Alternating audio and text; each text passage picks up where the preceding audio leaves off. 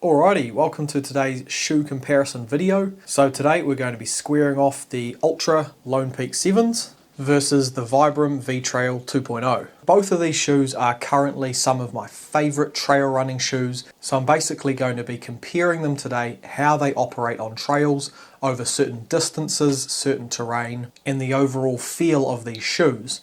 Now if you want a little bit more nitty-gritty details, I've done individual shoe reviews on both of these shoes before, so you can check those out on my channel if you wish to do so. But for now, let's get into the comparisons. So I'm going to break this video down into 5 different categories. I'm going to give a rating out of 10 for both shoes. We're going to compare the ratings at the end, and then I also have a few different extra details that I want to discuss at the end of this video, basically detailing how these shoes will fit into a shoe rotation, whether you're leading into a race or whether you're building up your running foundation. So it's going to be some very important information after we go over the point system.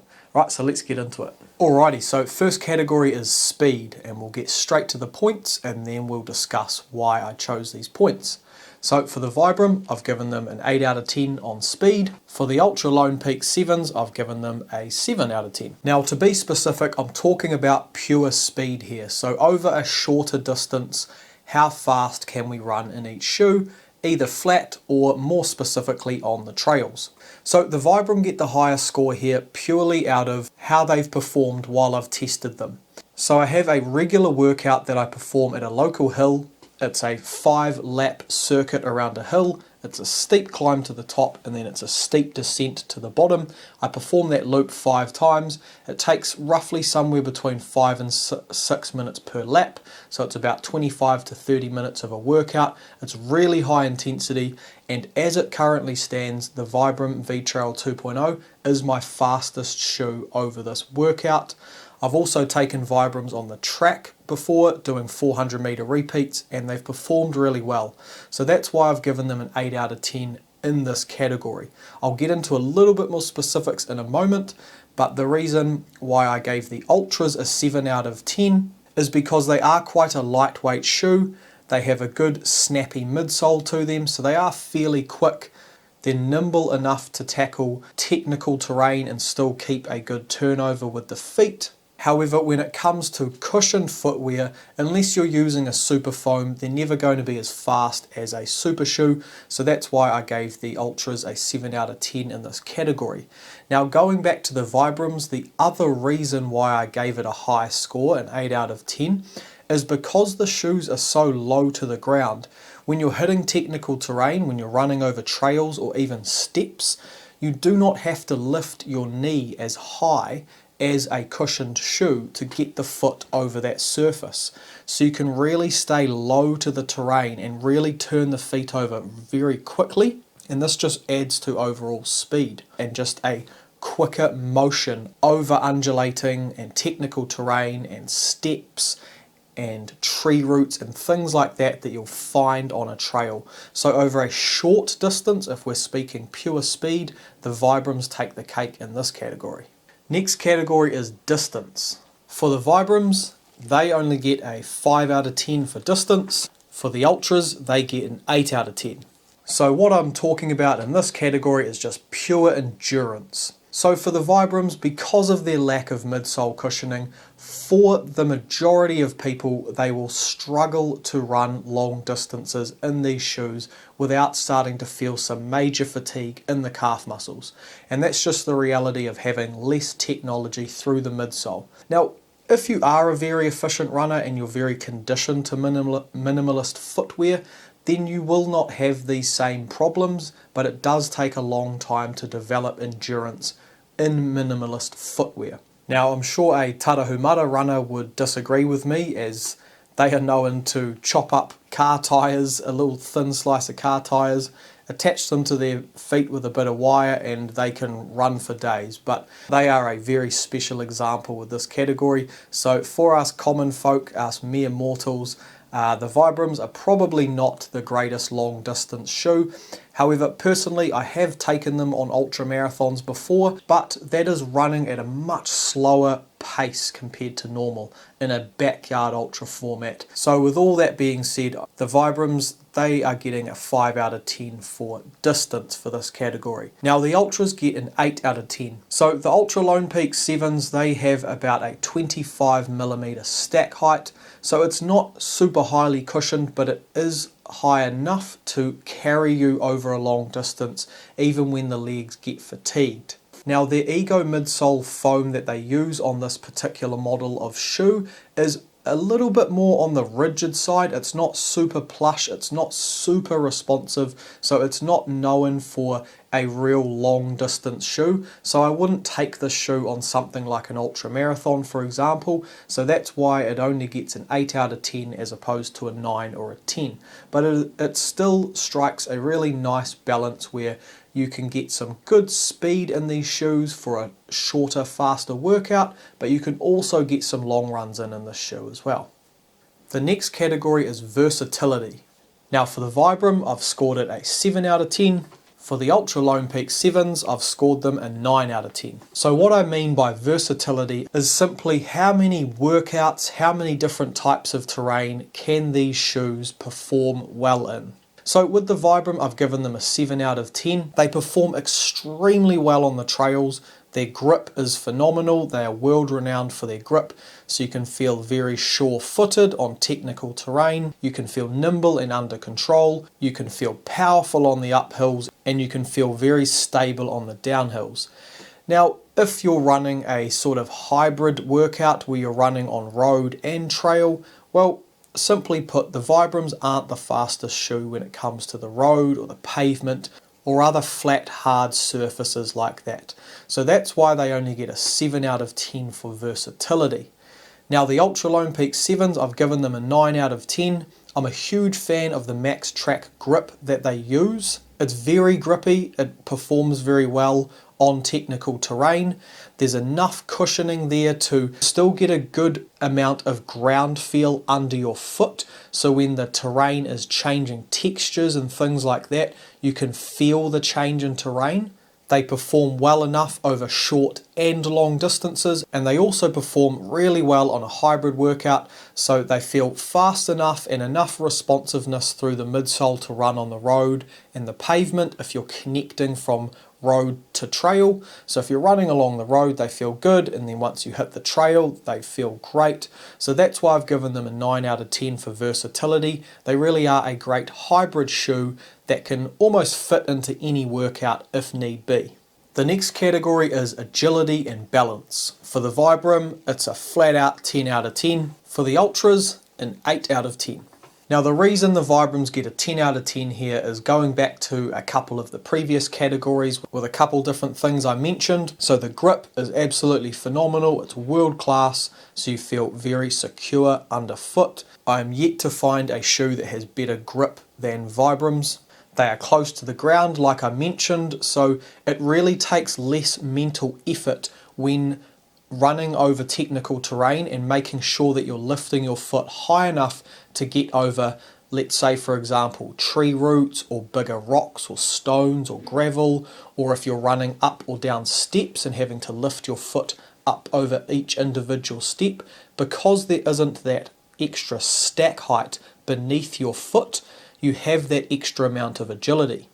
Also, the ground feel is phenomenal. It's as if you are barefoot, so all of the sensory receptors in the bottom of your feet, they are fully ignited, they are fully aware of the terrain that you're running on, if the terrain is changing, and due to all of this, as long as you are adapted to minimalist and barefoot footwear, if you have a bit of experience with them and you've taken the time to develop the technique and awareness needed, then really you just cannot beat the agility and the balance of these shoes. They really are in a class of their own, in my humble opinion.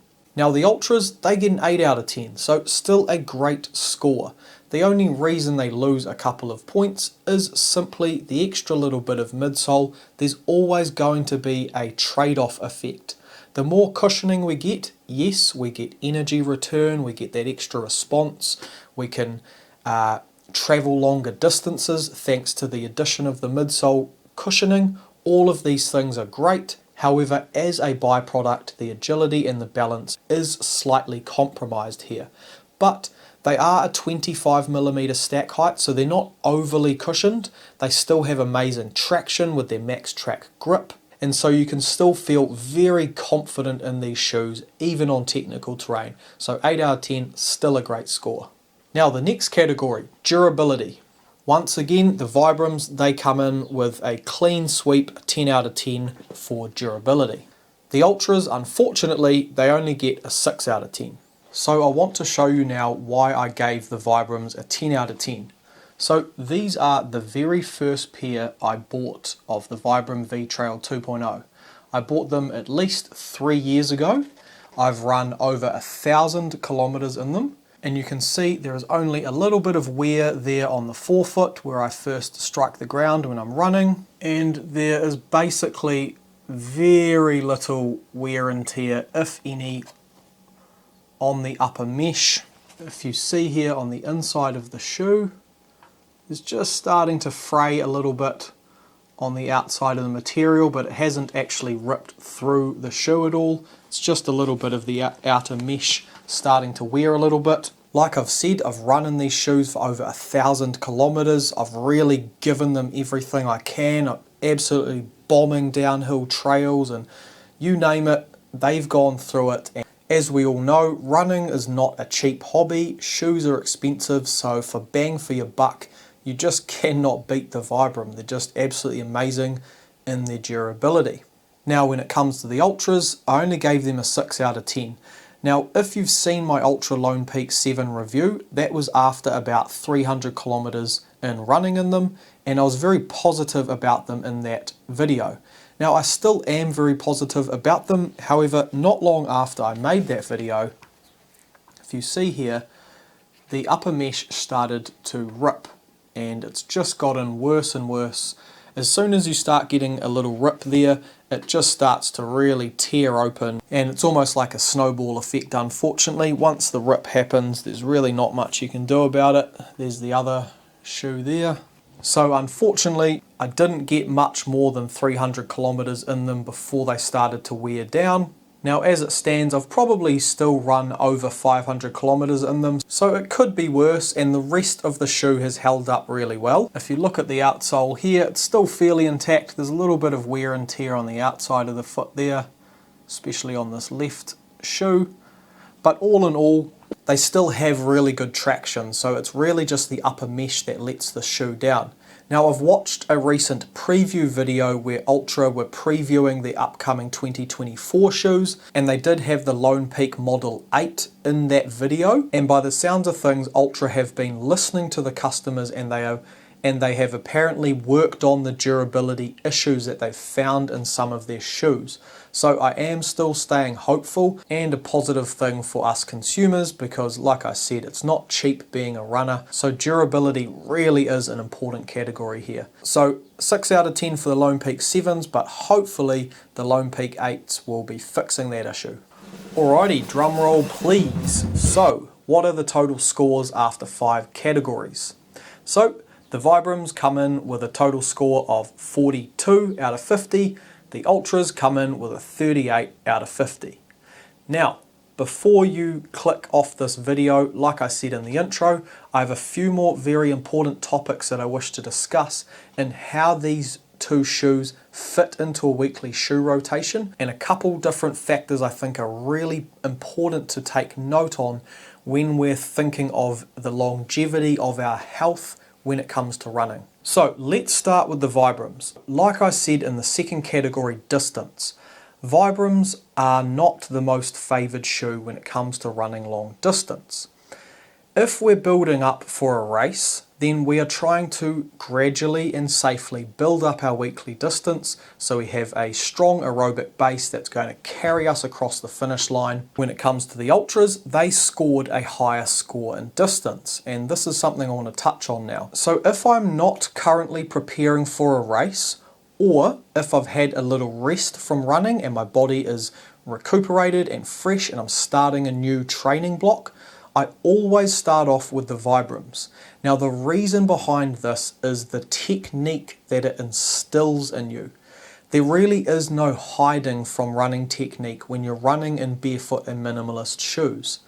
If you stuff anything up, your body is going to tell you about it, because you cannot hide behind midsole cushioning and other technologies found in more modern day shoes. These shoes are not going to alter your gait cycle, so they're going to reveal a lot of deficiencies that you may have in your running technique. And this is really powerful information we can use to our advantage as we're starting to build our weekly mileage up. So what I like to do is, when I'm rebuilding my weekly mileage, I'll start off running every day in the Vibrams, just a nice short distance. So for myself personally, this is somewhere between 5 and 7 kilometers per run.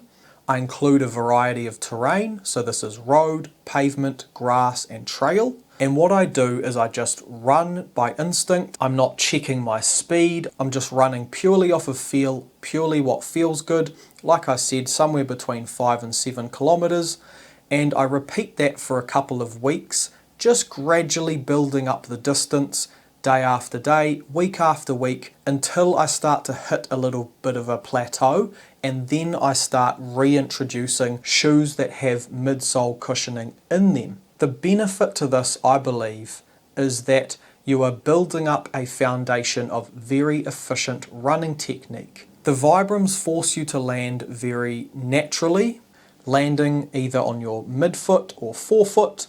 You land under your center of gravity, so it avoids overstriding and causing knee and hip injuries. And it forces you to have a very efficient turnover, a very efficient cadence as well. This also really enhances the feedback of the foot, ankle and calf complex, which are basically our natural shock absorbers.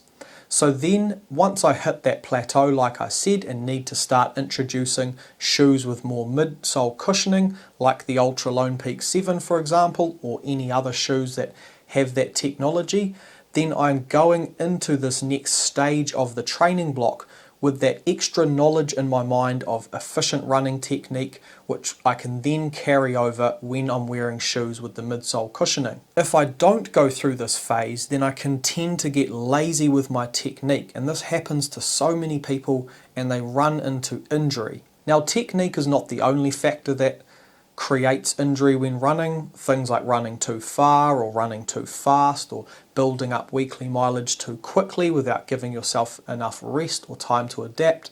There's many different factors, but this is just simply one example that I think is very powerful in just focusing on longevity of health, longevity of running, and really being aware of our running technique and how efficient of a runner we are. And so I just wanted to add that in.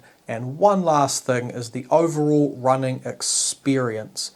There's nothing like chucking on a pair of Vibrams and just going on an adventure, hitting some trails with a whole bunch of different undulating surfaces and really just being connected to that environment for that moment, feeling the ground beneath you, feeling the terrain and just letting the legs fly.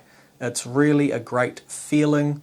So that's just one extra thing I wanted to add into this video, is that running should be a joyous thing, it should be an adventure, and you really can't get any other kind of experience like a barefoot minimalist shoe trail run. So that's just an extra little note I wanted to add into the end of this video. So I hope this video has helped you, I hope it's been informative, I hope it's given you a new insight into how to include these different types of shoes into your running rotation and why you would use them for different workouts. And like I just mentioned, don't forget to just simply enjoy the art of running and just the adventure of running, because it really is a beautiful thing. So thanks so much for watching, and I'll see you in the next video. Cheers.